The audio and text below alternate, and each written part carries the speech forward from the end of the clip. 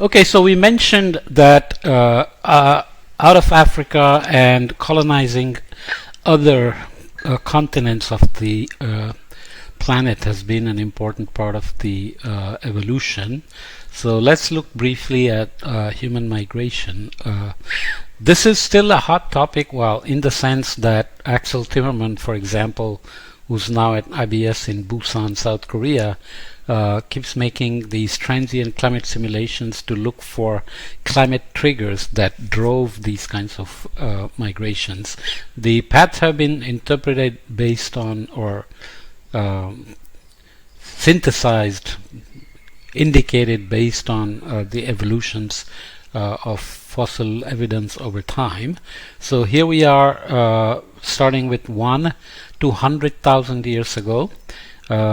And there was southward migration, and over time 70,000 to 50,000 years ago it started going northward. So you had colonization of West Africa, South Africa from East Africa. To the best of our knowledge, evolution happened around here, and we'll come back to climate drivers of that particular location for evolution as well.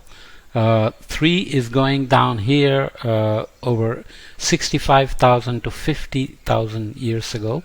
So across India down into Southeast Asia, Australia and the Pacific Islands.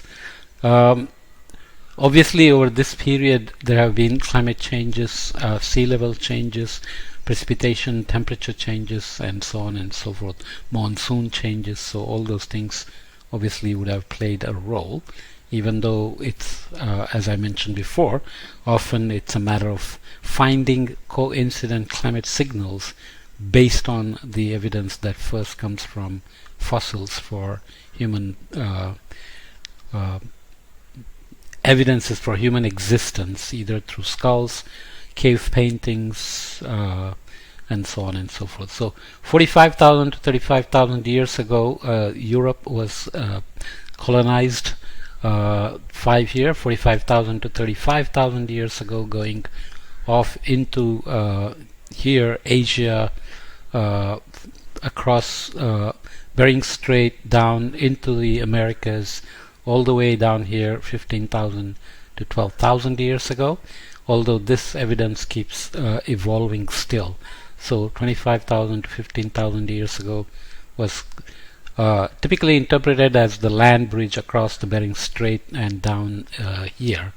What else do we have? So here probably an independent pathway 3,500 years ago, much more recently, 2,500 years ago, going from the western Pacific Islands towards central eastern Pacific Islands, and then another pathway probably existed much more recently from somewhere to Marquesas Islands. So we are getting now into very, very recent times. Okay, so movement of Homo sapiens between 61,000 and 25,000 years ago, based on path of mitochondrial DNA haplogroups. Basically, mitochondria are those engines that produce energy in the cells, and they carry an independent DNA, which is an indication that at some point some biotic symbiosis happened where a cell decided that having a mitochondrion would be useful to produce energy and to photosynthesize, for example, and then burn it to produce energy needed for locomotion and other things. So mitochondria is generally assumed to be inherited from the mother.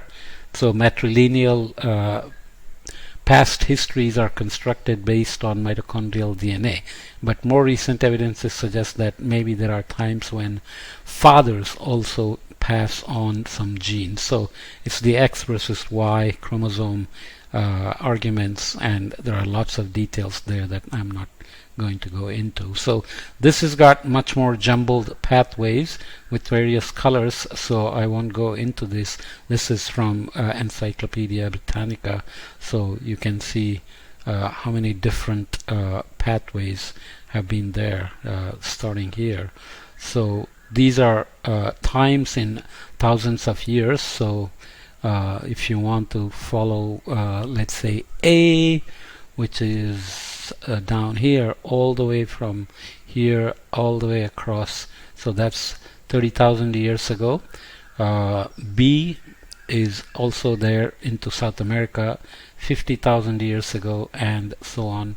The youngest one here is 30,000 years, which include H, HV, A, X and Z, R0, and so on and so forth.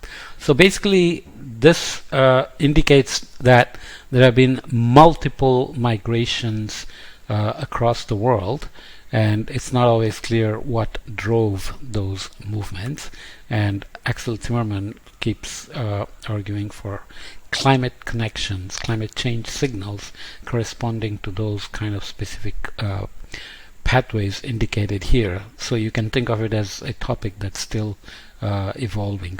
Movement of Homo sapiens during the most recent 25,000 years, again path of mitochondrial DNA haplogroups, thousands of years ago again, and you can see now here you're going from this would be Somalia here into Africa and all the way across into Eurasia and down into the Americas across the Bering Straits again.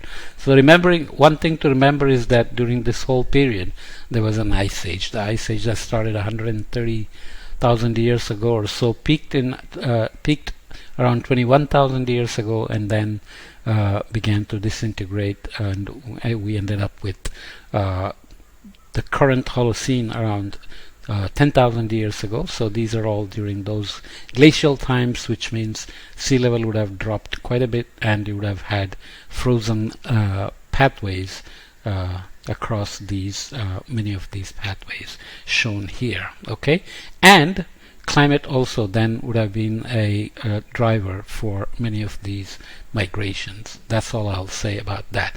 This is movement of Homo sapiens. Did I repeat that here?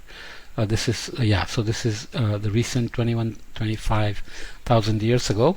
Classification of Homo sapiens within the order of primates, just to come back to what we didn't define before.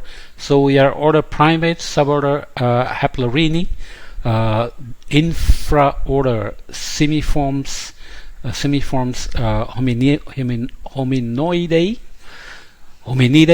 Homo sapiens, right? So if you look at here, this group primates includes humans, apes, monkeys, tarsiers, lemurs, and lorises. Suborder Haplorini includes humans, apes, monkeys, and tarsiers. Infraorder Similiforms includes humans, apes, and monkeys.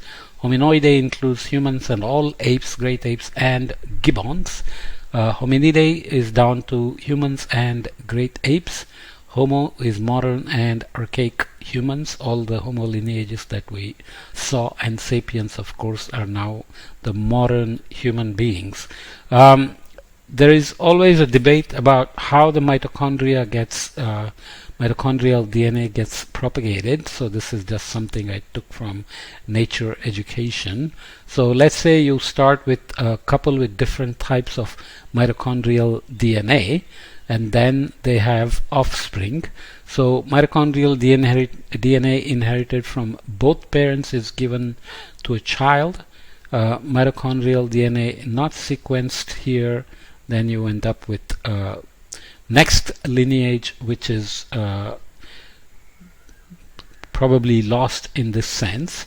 And if it is passed on, so this is the male, female, but inherited from both parents.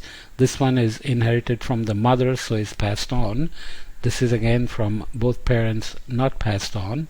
High mitochondrial DNA heteroplasmy. Maybe these words are too technical, so I shouldn't go into too many details.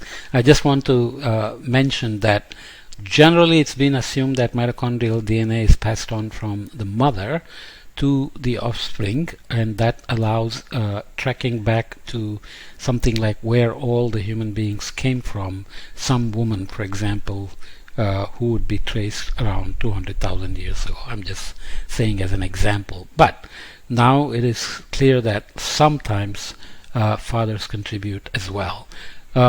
Looking at another article from Nature which talked about what makes us modern human beings, it gives this idea of a winding path. After early modern humans left Africa around 60,000 years ago, this is in the top right here, Homo sapiens, they spread across, so we are talking about millions of years ago here.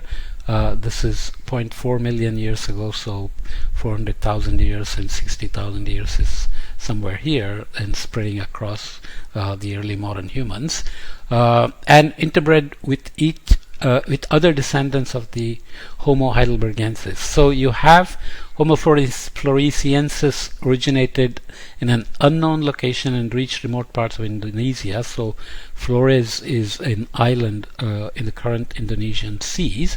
So it had population variations, this indicated by this wavy line, and lasted until quite recently, and then disappeared. So exactly how it evolved and survived on its own is not still being understood. Homo erectus spread to Western Asia, then East Asia and Indonesia. Its presence in Europe is uncertain, but it gives rise to Homo antecessor found in Spain. So Homo erectus goes along here and survives also till very recently with different lineages in different parts, and gave rise to Homo antecessor here. And Homo erectus also gave rise to Homo heidelbergensis. So Homo heidelbergensis originated from Homo erectus in an unknown location and dispersed across Africa, Southern Asia and Southern Europe, and gave to these evidences now found for Denisovans, Neanderthals, and of course Homo sapiens. So Homo sapiens interbred with Neanderthals. Some genes are found differing amounts among Europeans, Australians, Asians, and so on. Denisovan evidence comes from one cave in Siberia, I think. So there is some evidence of interbreeding there as well. So the debate goes on about whether some human beings are more modern now than some others because of the various mix of genes or interbreeding, but this is not a very strict argument, because the small differences in genomes don't result in any specific feature differences, morphological, developmental, cranial sizes, and skeletal, and so on and so forth. So most people's genomes contain remnants of archaic DNA from ancient interbreeding. So you have sub-Saharan Africa, which has 98% African with 2% unknown archaic African source.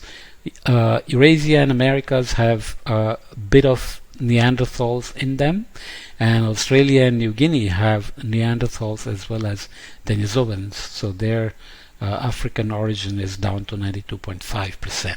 So the idea that we will come back to later on is that East Africa, where modern humans evolved by all evidences that exist now, were directly driven to quadrupedalism because of climate change.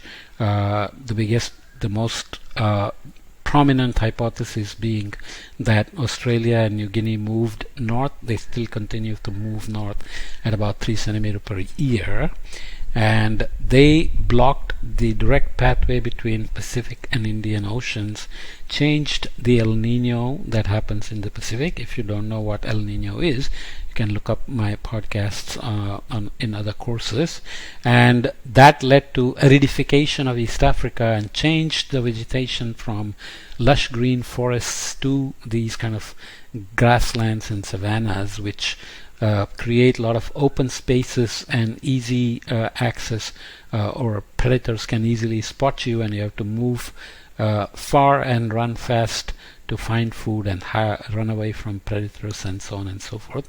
So Bipedalism is much more efficient for walking and running than quadrupedalism. Of course, apes and gorillas are still primarily quadrupedal, whereas we are totally bipedal. So you can see some bipedalism here and some quadrupedal ancestors with other species running around. So we'll come back to these kinds of details later on, but you get a brief sense of how over time the great apes and humans have evolved in time and colonized the planet. Okay, it's a very brief introduction because I want to move towards climate impacts by just getting through these chapters as best as I can, considering again I am not an evolutionary biologist. Okay.